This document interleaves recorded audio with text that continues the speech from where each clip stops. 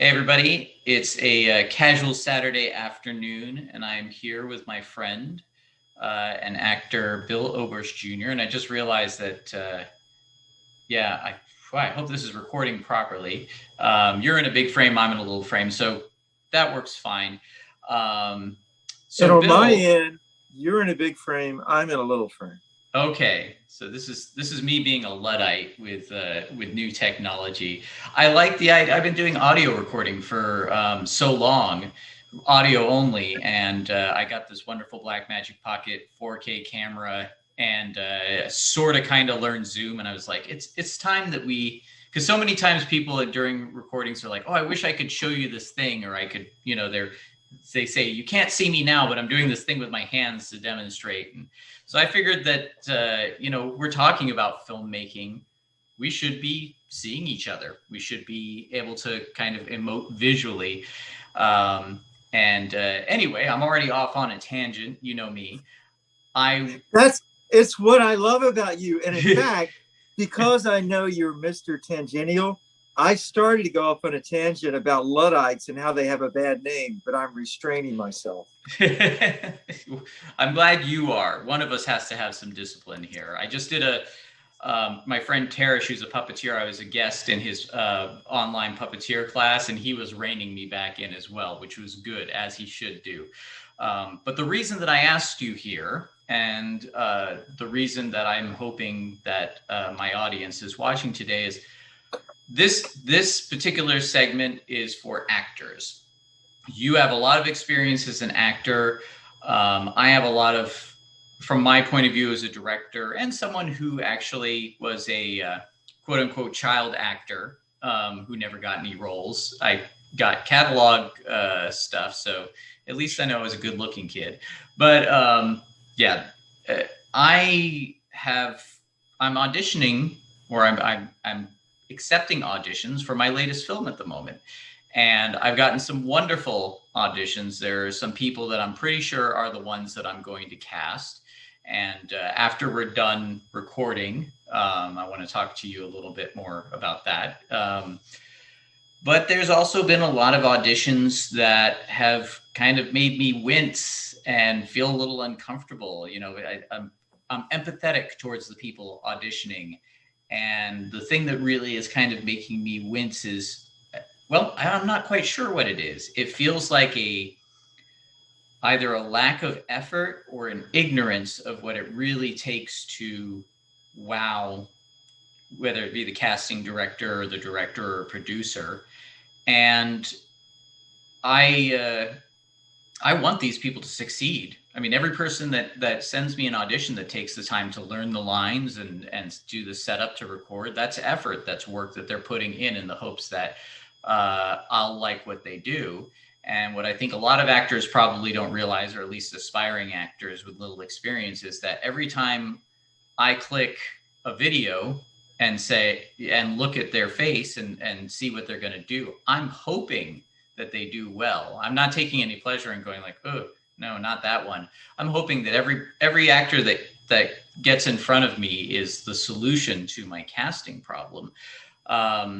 So I think the best thing to start with is just, you in your early days of trying to be an actor, you were constantly dealing with preparation and rejection. And how did you handle that? And knowing what you know now, would you have handled it differently?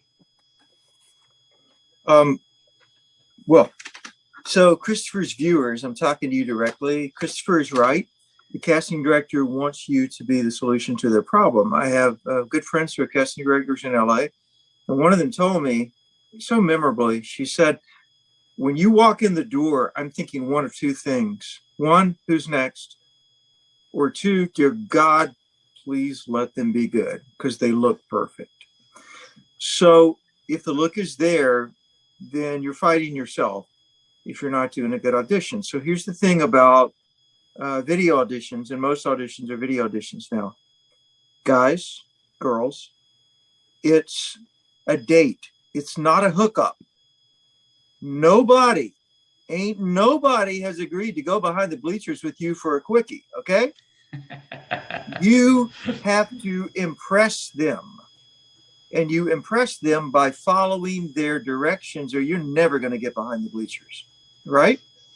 So you get a good idea of what the casting director wants by reading the damn instructions. The character breakdown, but also the instructions. If they specify a file name, if they specify a format for the slate, follow it, because that's the framework. It's like being on time for a date, not doing the bullshit. Oh, running 10 late. Yeah, well, you know what? Fuck, excuse me. I don't mean to use that kind of language on your show, but I don't need you. That's the way this business is. If you are in any way problematic, you won't work. There's too many of you. Whatever you are, there's thousands of you. There's thousands of me. So we work by following directions, being non-problematic to begin with. That's the framework that makes people say, okay, I'll look at you. Beyond that, read the room. Now, you don't have an actual room to read, but you can read what the director has written about the character, and you kind of get an idea of what they want. Don't be timid. Make a bold choice, because you only have a few seconds for the director to look at you and say, I'm interested. You can always pull someone back from being too much, but you can't always ramp someone up from being too little. So all the good directors that I know would rather see you make a bold choice and maybe go too far than not go far enough. So that's my general framework for doing video auditions. And in answer to your question, yes, I do everything different, because when I began auditioning, I thought that my job was to do what the casting director wanted me to do. These are in-person auditions, but I quickly learned that they don't know what they want until you see it. So you have to bring them something and they'll see it. But if they say, stay seated, well, it used to be you in an actual room, stay seated during this audition, read to this reader, damn well do that. So follow instructions and make bold choices. That's where I'd start. One of the things that I've found in auditions as well is that it may be that the instructions I give are, as a director, I never try to give, there's that old joke, don't give your actors a line read. Although I've heard that there are actors that are fine with a line read. My problem with line reads, yeah, some people are. My problem with line reads is I can hear in my head how I want the line said, but whatever happens from here to here, because I'm not an actor, it's not going to come out that way. So I have to give instructions. And I find that in the instructions that I give for my auditions, there's a character description, the general look, the age, and a little bit of kind of where they're coming from, what kind of personality archetype they are. I try and keep it very quick and to the point, so I'm not overloading the actor with information. I mean, an archetype can be simply something like an emotional character. Like, if we're using Star Wars as an example, Chewbacca is pure emotion. Every response he has is nonverbal. It's an emotional reaction. Han Solo is a skeptic. I use words like world-weary or, hopeful, that sort of thing. And then I give the sides, and most sides, as I've learned from you, it's not always a monologue. So a lot of auditions ask for monologues, but there'll be someone you're reading against. And I find what a lot of actors seem to miss is they haven't read the character description, and they haven't really, they're not reacting to the lines being read to them. They may a little bit, but I feel like an actor, and I may be wrong about this, but the ball is pretty much in the actor's court at this point. There are times where I want to help them. I want to reach through the screen and go, no, why are you doing it that way? But when I get onto set, I can't baby every actor. I need actors that have a strong sense of what they want to do. And by then, I've chosen them because I've seen them make good choices and have good instincts for the material I'm giving them. So I kind of imagine being an actor, at least with the audition and reading the script, it's almost like a little bit of detective work, where you have to read the clues in the subtext of what's being said to them, little stage directions that might be there, and take the character description and kind of put it all together. And then on top of that, you have to figure out, how do I make this stand out? Because for me as a director, I want characters that stand out, and it may not always be that way in the script. The script has to be a certain way. I'm looking for the actor that can kind of bring that special sauce to, that zest to the recipe that I've shown them, if you will. And what you're talking about, where they're not really reacting to the reader, they're just waiting for the chance to say their lines, it comes from not breaking down the scene. Scene breakdown is essential. The first thing I want to start doing when I've got a job, I want the locked script so I can start breaking that son of a bitch down. For me, breaking down means, okay, the words are first. I need to know the words so well that I can recite them in my sleep and then backwards. And I mean literally, to be able to do the sentences backwards. Then I don't have to worry about the words anymore. Then what's the universe? What's the universe of the scene in human terms? Who wants what? What does my character want? If I were to paraphrase this scene using none of the words in the script, what would it sound like? Do that. If I can say other words and get the intentions across, playing all the characters, I'm beginning to understand the script. And then finally, and I do this with real life actors when I'm on set, when we're rehearsing, I'll say, hey, would you like to flip lines? You do mine, I'll do yours. And if you do that with your reader before you actually do the scene, say, look, let's just do this. You read the lines that I'm supposed to say, and I'll do the ones that it gives you a mental understanding of the universe of this that you wouldn't have otherwise. It gets you out of your character's head and into the head of other characters in the scene. And then you can better understand the world. So, and the reason you do all of that, comprehension and confidence. If you don't have confidence to move about in that universe freely and take a chance, then you're just going to be locked into, now it's my time to talk. And that's always boring. So I think that's wonderful, especially I never thought about the going and flipping the lines. I think that's a wonderful way to kind of have a broader understanding of what's going on in the story. Part of the, I would love to be able to send the script to everybody and go, hey, if you want to check out the script, but there's a lot of people auditioning, and that's a lot of, you don't want to send the script out. They don't need it. They don't need it. All they need, it's actually confusing to me when people do send an entire script, unless it's somebody that I know and have worked with and I'm looking forward to the script. It's better just to get the sides because, it's fair. You're telling them, you play John, here's what John's like. And I want to see if you can follow those basic directions and give me this basic type of human being with the words I've given you. One of the things that is really kind of, and I hate to admit this, but looking at audition after audition is it's a frustrating experience. I've tried to find ways to kind of make it less of a chore. My older daughter, who takes theater class in high school, I have her watch the auditions with me, and sometimes we have a good laugh about them, and other times I think it's been a good experience for her as a young aspiring actress to see how many variations there are in auditions.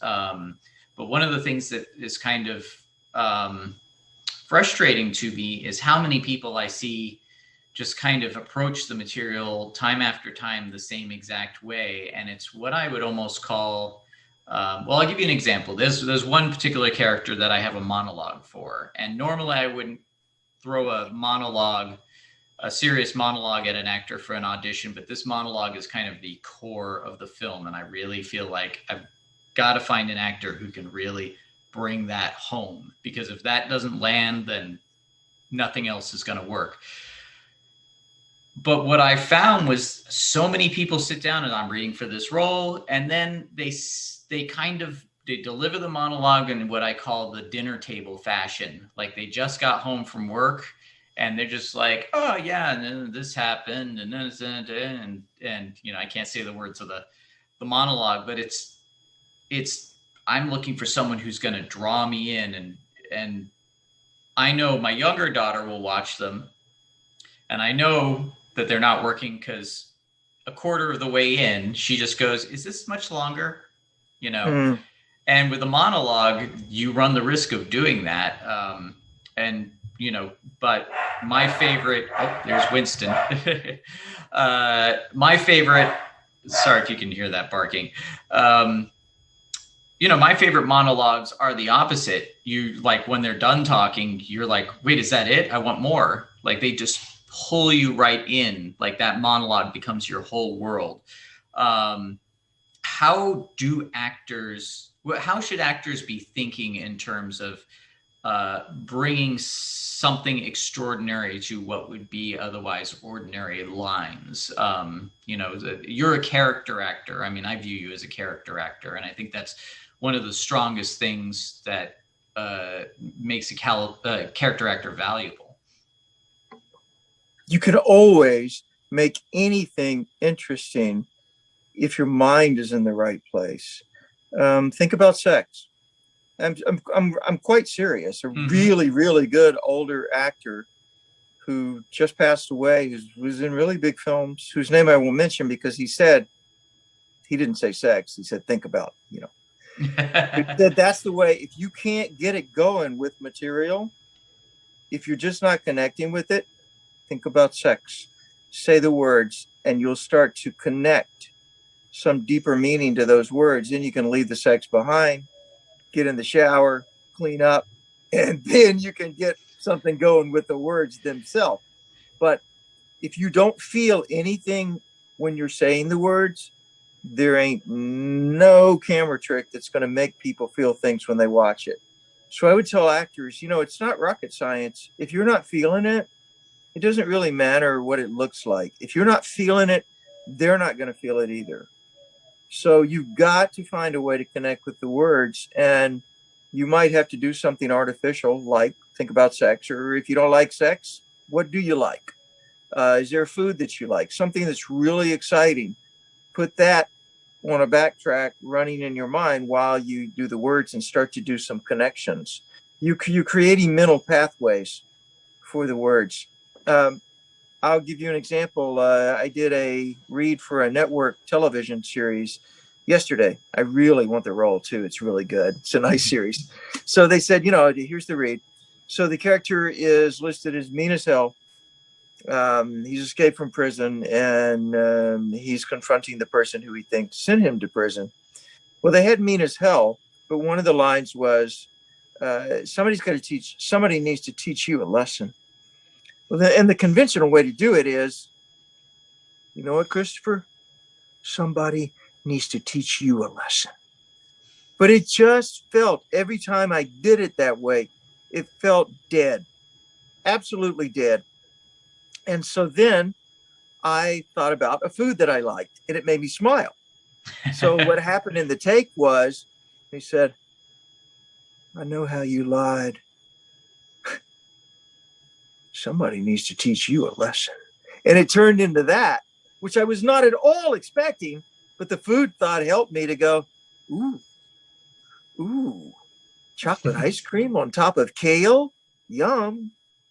And it got me to, and because if I book the role, I think it'll be because of that unconventional delivery of that line, which I wouldn't have got to unless I was having trouble connecting and I thought of a food I really like. So silly little acting tricks. No, I love that. You know, one of the ways I've always thought of it too is, you ever, you know, like 4 friends hanging out. One friend leaves the room. The other friend turns to the other 2 and goes, hey, let's pull a prank on them. Let's convince them that we, you know, did something. You know, you don't have lines, but you realize all 3 of you have to play it straight. And you can be in a, you know, have you ever had a situation like this? You can be in a room with non-actors and say, hey, let's all be in on this. Suddenly everyone's an actor and they can pull it off just fine. because I mean, they're not memorizing lines, but it's kind of goes back to it, like read the room. The person that left, if you're all friends, you know what'll get under their skin. You know what buttons to push. You know, and as soon as they come back in, I mean, you only decided a few moments earlier to do it. You're all in on the joke, and it's like you've got your materials, whatever is in front of you, and so I figured that might be another way to kind of think about your auditions. That's a great way to do it, and that's how you inhabit a character, is to make it so comfortable that it seems, it's an illusion, but it seems as if you're so comfortable that you've been friends for years and years. The viewer really picks up on that. Yeah, and I think people, I don't know, it's in a way, a good character is ribbing the audience in that way. It's, you know, it's like Johnny Depp is a master at it. I mean, if Jack Sparrow had not been the way Johnny Depp created him, as, you know, to deliver the lines and the posturing and it even works with, I mean, it's funny, it kind of works with anti-heroes and even bad guys. There'll be a bad guy on the screen that you enjoy more than the hero. Not that you like what he's doing, but, you know, Heath Ledger is the Joker, or the one that really always comes to mind to me is, suddenly the name is eluding me, and I think about him all the time, but he played Bobby Peru in Wild at Heart. Have you seen Wild at Heart? I am not. What is his name? He was Green Goblin and Spider-Man. Willem Dafoe, and with him, he talked about David Lynch came in. It's like, I'm gonna have you wear this suit and also these dentures, and he gave him these dentures with very short teeth, like they've been worn to nubs. He said, I want to make sure that the camera sees those dentures. And so he started like doing this face, kind of leaning into it. And he said the character was there all of a sudden. Like, I didn't have to do any work because, you know, just with these little touches. And, you know, I think that's what I'm looking for in auditions. I'm looking for actors who read the material and go, what are little touches that I can just throw in there that suddenly kind of make me settle into the character? And again, you know, if someone gave me dentures and said, you got to show them, and you're pranking someone on the street, like suddenly you've got to be that character. And if you drop your confidence in that at any time, the joke's over. And so I think that's the same with the audience. Now, all of this stuff that we're talking about, it does take preparation. And, you know, you took time today to set up your camera to do this interview, and, you know, proper lights, and you do this for your auditions, and you memorize the lines. It's a lot of preparation just to have someone probably never even respond again. How do you handle that? Because I'm finding there are some people that I encounter that, you know, they'll message me back and that sort of thing. And, you know, that's fine. I don't mind that so much, but I couldn't do that with everybody. You know, I feel kind of bad that I'm asking these people to put all this work into trying out for my little old independent film that's really low budget. And, you know, they're putting themselves all through this, and then I never call them back again. How do you handle that sort of thing? And can you use it? I mean, is there anything to be learned from when you don't get called back? Well, you're not going to win the role, but you might win the room. The odds of you winning any one particular role are so infinitesimal that you can just forget it. But you might win the room, which will lead to you winning roles. I mean, obviously, if you audition enough, you are going to book some roles. But your attitude can't be, I'm going to book this role. That's death. You've just got to say, I'm going to be a good servant.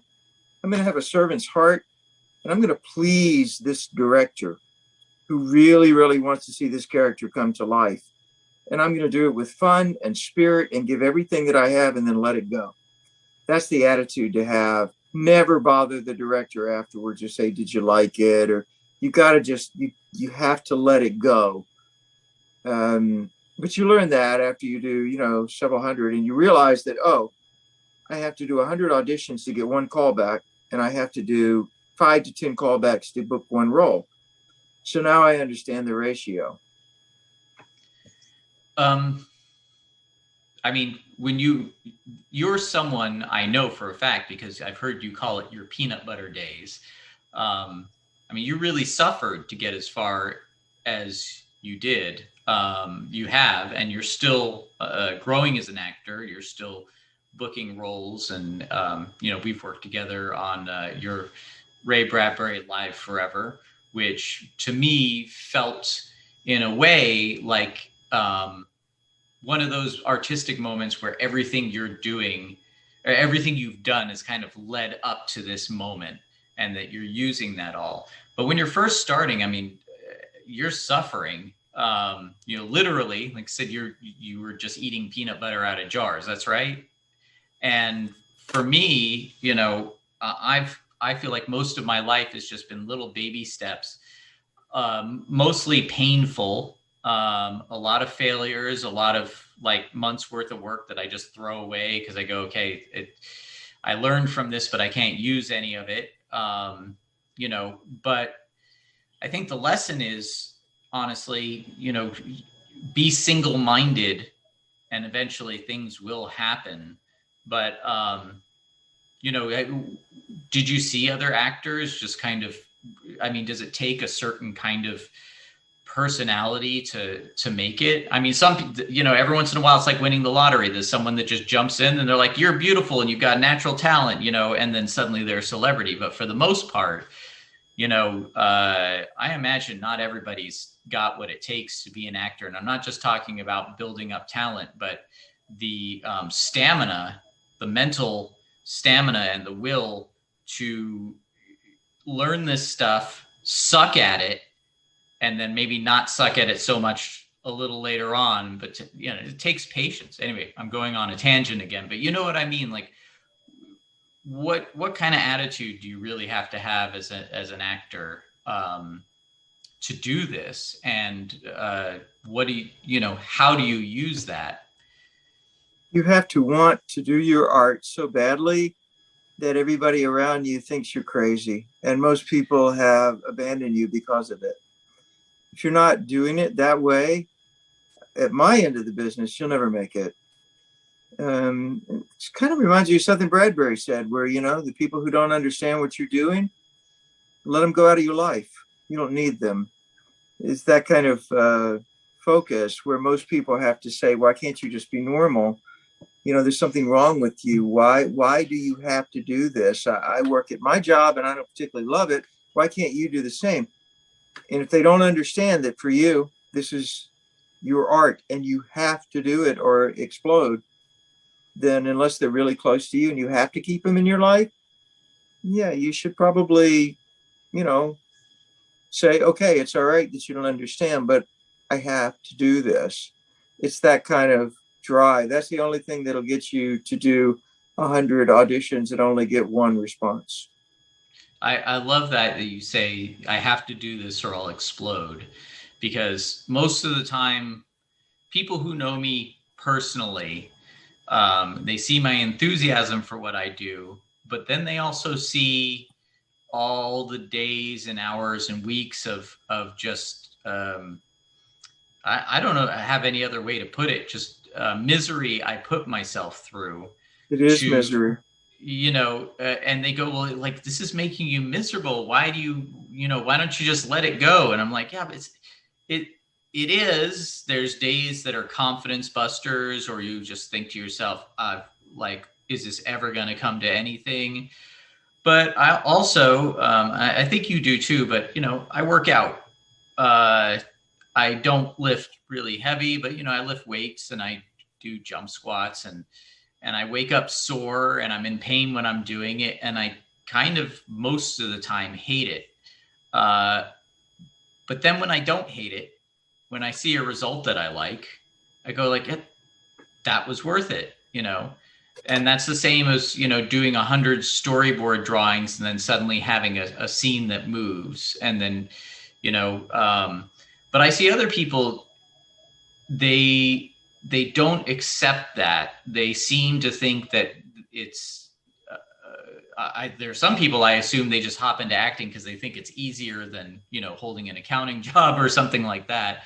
And then I see people get angry. Now that's something that I never do. I never get angry that it's not working out, but I see a lot of people doing that. And I feel like those people, once you let yourself become angry that it's not happening, you become your own worst enemy. But that single-mindedness is what you need. And that single-mindedness is what gets you through the suffering, because if you feel like you have to do, I'm speaking to you because obviously you do, but I'm speaking to your viewers.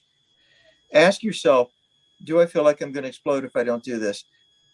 If you're doing it to receive attention, you're going to be bitter when it doesn't work.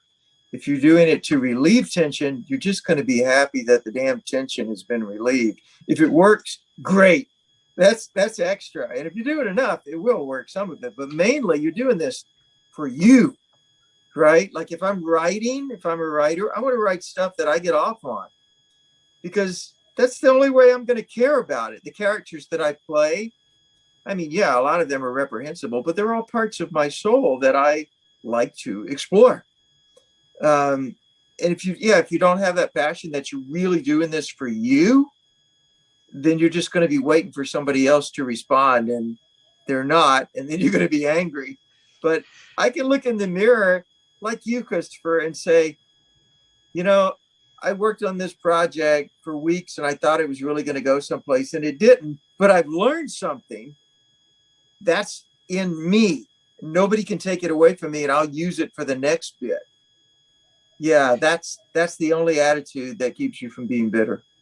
There's something there that I really love that you said as well. You mentioned that you play reprehensible characters, but they're still part of you. Sure.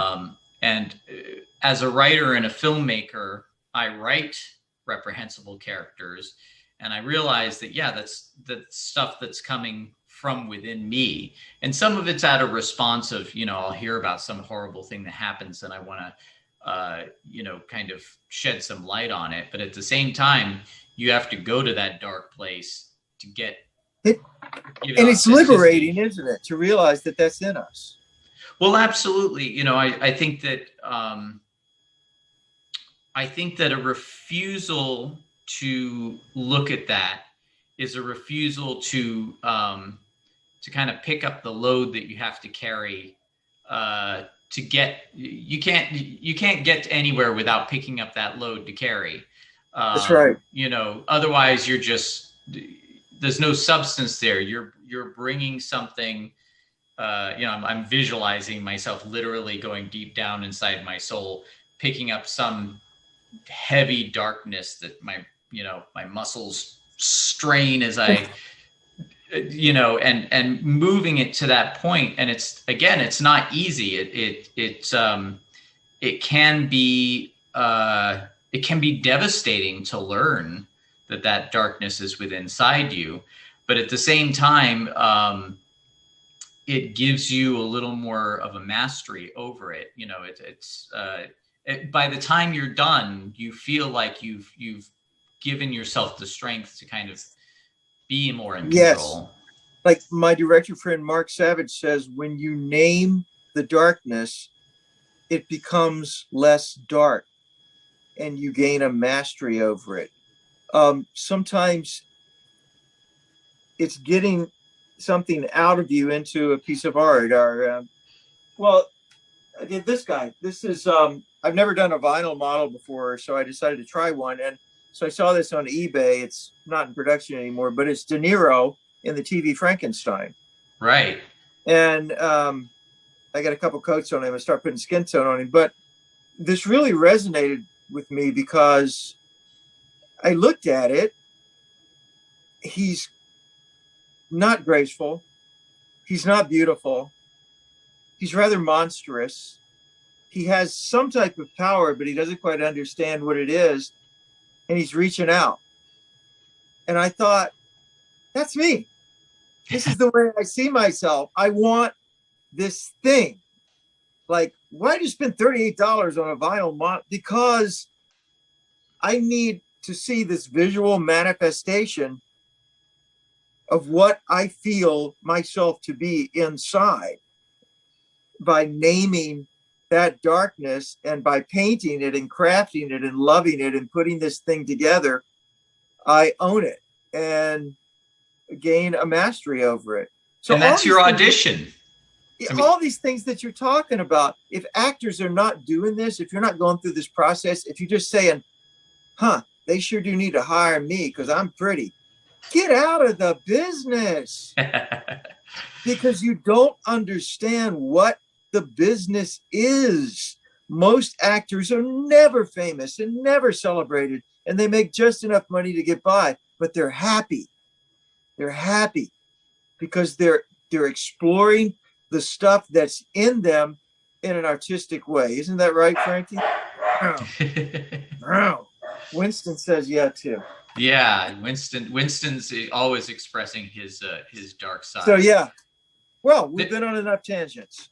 Yeah, well, I honestly, one last question. This is something I was having a conversation with about, which was, it was something to the effect of, well, maybe, there was one particular actor that we looked at, and this actor, there was just something about them that we wondered, is this a temperamental person in real life? And, I said, I personally would rather have a good actor that gets along on set, because my sets have to move fast. I just don't have the time or the budget to, wait for someone to come out of their trailer. I don't even have money for a trailer for them. But their comment was, well, maybe that temperament helps make them a better actor. And I thought to myself, is that though? I mean, there are people who are, notoriously difficult on set. And I don't know if that's just them being a prima donna, or maybe it is something that gets them to a place as an actor that helps them be that person. But I feel like, unless you are an A-lister, who brings in the box office for these multi-million-dollar films every time, ultimately that is going to backfire on you. People are just not going to want to deal with you. But furthermore, I'm still not sure if that actually is. I feel like that's just a cover for bad behavior. I don't see personally how being an actor, how being petulant or entitled somehow helps your character. I feel like it's like a cover, but I don't know. Maybe I mean, are you a character actor? Do you get yourself into modes on set that might be difficult for people to handle, or yes, and I'm reticent on set, but I'm not recalcitrant. I will keep to myself. But when it's time to have professional interactions, I can have the professional interactions. I keep them minimal because I'm not a good enough actor to flip in and out of it. I need to stay in my head. But what you're talking about is very true, especially if you're really good at playing a particular type. People will think you're that type and you might not get hired because of it. So a tip I have had some reviews written who said, they hired a real insane person to play this role, and they should have hired an actor. It's obviously this man is disturbed. Before I had any interviews or anything where people could see the real person. So let me give your actors a tip. Do your slate. If they ask for a slate, and you can do it as a separate file, all the better. But even if you have to do it, do the scene and then the slate, break character for your slate and make it an obvious break character. Like, if you're really doing somebody's going to teach you a lesson. And then when you get into your slate, you're like, hey, I'm Bill Oberst Jr. I'm 5'9". Obviously make it clear to them that you're not crazy. It makes you look like a better actor because they see the contrast between the two. But that's a really good point, is that directors only know what you've done in the scene, and the slate is your opportunity to show that you're easy breezy, ready to go, happy to be there, and you're not going to be a bitch. And that's the main thing that people want. Where you're not going to cannibalize the craft service person because, they had ice cream and kale, but no meat. Yeah, I get what you mean. And let me finish with a framing suggestion for this light is crap here, but make sure that you don't just use a ring light. That's a lighting suggestion. The framing suggestion is just where Christopher is now. That's your frame. That's your beautiful frame. Boom, boom. Try to stay still in the frame. And that's this thing I see a lot of actors do who haven't done a lot of video auditions, is if the role calls for them to grab a cell phone, then, they've got a real cell phone and there's a lot of this and that. And don't, just settle down into the frame. If it's supposed to be a phone, you can do this if you feel you need to. They'll imagine there's a phone there. But lighting wise, don't use just a ring light because then you're just flat. Make sure you have a key light. Have a key light, have a ring light, and have a light behind you to kind of separate you from the background. Take the time with the lighting, play with it, do test videos.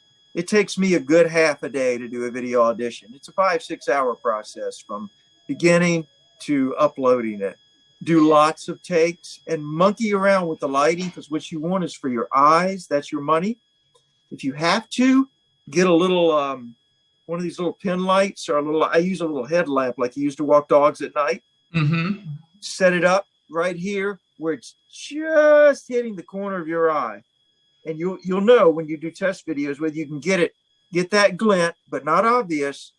Then take a piece of painter's tape and tape exactly where you need to look just off camera in order to get that glint.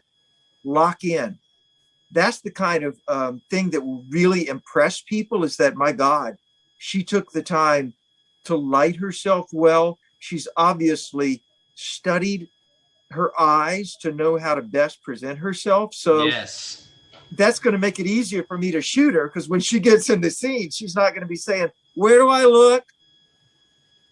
Somebody show that you understand a little of the relationship with the camera. Anyway, that's excellent advice. And there are definitely some things that I've seen people do in their auditions where I was like, oh, why'd you have to go and do that? First and foremost, just, delivering the lines in a way that's totally inappropriate for what was written, because that's the first thing we're looking for. The second thing we're looking for is, that special sauce. I guess it's just kind of a recap of what we're saying. But another thing that I always look for is, like you said, they're not moving around a bunch. They're aware of their eye line. And and here's another thing. You mentioned, paraphrasing the lines, but at the same time, don't, please, anybody that ever auditions for anything, please don't ad lib. Oh no! Paraphrase when you're rehearsing. Yes, but it helps you to be able to speak the actual lines as if it's yours. No, my God, never ad lib. Yeah, because I've had some people ad lib, and and also, here's the last thing I'll say before we wrap up is, again, I'm not an actor. When I was a little kid, I was going into auditions, and I was, even little kids get interrupted with "thank you" before they finish doing their lines. And when you're a little kid, you're like, "But can I at least finish?" Like, Thank you. You're done. Little kids don't handle it as well as adult actors. That can be painful when that happens, when you're in the middle of a line and they say "thank you." But one of the things that we could take a moment to laugh about that, because but one of the things that I feel really that as a director, when I'm looking at actors, that I'm looking for is conflict. And conflict, if you can bring conflict into your audition, then you're miles ahead of everybody else for the most part. And what I mean by conflict is not, and this is something in writing that I discuss with people all the time, because a lot of people write their scripts, and to them, conflict is just arguing. And if you're arguing all the time, you're unlikable. That just, that makes all your characters unlikable. No, but actual conflict is is a moment in your emotions where you're speaking in a certain way to get what you want, and you figure out you're not getting what you want. So you shift just a little bit, because if you shift too big, then they're onto you. Oh, I'm trying to emotionally manipulate this person. But there are sides in that I have for my most recent movie that are a guy and a girl that are just talking, and it's clear that they like each other, but they're kind of coming from different places. They're both trying to figure out when they can try and kiss the other, but if they're getting to know each other, and they know if they say the wrong thing, it might spoil the mood. So everything is them trying to kind of get this kiss, but they're both having to just imperceptibly switch their emotions just a little bit. The conversation changes, but the words don't just change. The way you're talking has to change to reflect why. So those little bits of conflict, if you can read the sides and what the other character is saying and the character description, and ask yourself, well, what's the inner conflict here, not just the outer conflict, and modulate that in the way you're talking. And again, my favorite all-time monologue is the Millier written Shaw Quint monologue in Jaws, which is the heart of the film, which is, again, anybody else saying that might have been sit down. Well, we sent out to the Indianapolis, and we're going to deliver the bomb, and the boat sank, and that sort of thing. No, you can see him reliving that, and the entire time he has this slight wry smile on his face. So you realize that smile isn't humor. That smile is irony at the situation they're in now, and the fact that this guy is pretty much going like, I survived the unsurvivable once, and it was a horror I never want to do again. And yet here I am with these idiots who have no idea what they're actually up against. And you can read forever so much in that monologue, not in the words he's saying, but just how his voice is. And I'm going on a tangent again. But, and this is not easy stuff. Again, you talked about suffering. I know this is not easy for any actor. I know I'm asking the universe from actors when I send them sides. So this is another reason why so many people don't make it. If you want to just make money and go on vacations and live a good life, become a lawyer, become an accountant, something like that. It's exactly, people see the red carpets and they don't realize that's part of the act too. They see the news, the entertainment. Well, do they do entertainment tonight anymore? I don't know. You see the glitz and the glamour.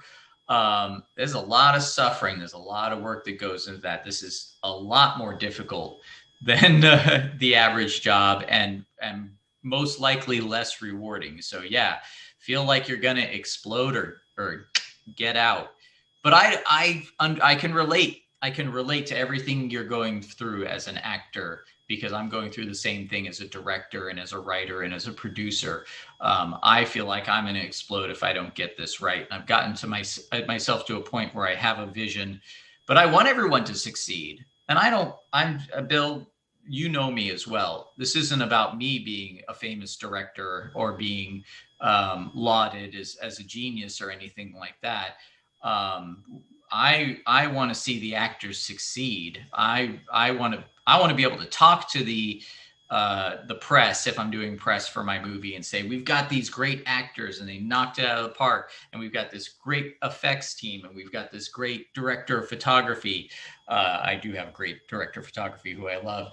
I want to be able to push everyone else out there and they feel proud that they were a part of this and that they did knock it out of the park, because it's about realizing that vision. I would love for my movies to be famous. I don't need to be famous myself. I'd love for my actors to be successful, because if they're successful, then I can brag that I've got successful actors, the best actors in my movie, and then maybe I can work with them again, because you always want to find those people you work with again.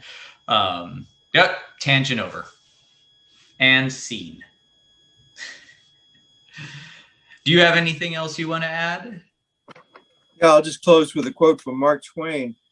The life has never been lived which was not a failure in the secret judgment of the one who lived it. So go to the funeral of your importance and walk away and wipe the grave dust from your hands and accept that you're never going to be famous and you're never going to be important. And you're not really going to matter, but what you are going to do is the thing that you were born to do and that you have to do, or you're going to explode. That's the only way to be happy artistically. That goes along with what I always say, which is have faith in art. Keep moving forward. Having faith is to not know for sure if it's all going to be worthwhile, but doing it anyway. Yes. And I think if you move forward with that singular mind, it may not be anything that you anticipate or desire, but it will be something amazing. I agree. Awesome.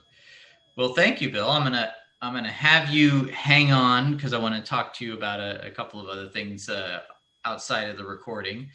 But I really appreciate it. And again, this was not so much. Well, this was a little cathartic for me in my my quest to find the right actors. But I really do. I see a lot of people out there who, you know, they do have the drive. I see them getting frustrated, and I really wanted to do this for them because I do want them to succeed. I think, you know, success is the best thing you can wish for anybody. And that's why I do this YouTube channel. So to all of you who are aspiring actors and keep auditioning, I hope this was helpful. And everybody, you know, leave a comment for Bill and tell him how wonderful he is, because he really isn't the psychotic, cannibalistic killer maniac. He's actually a sweetheart of a guy, but all that stuff's in him. So don't push him. Thank you. You're welcome. Thank you so much. That's always wonderful. All right.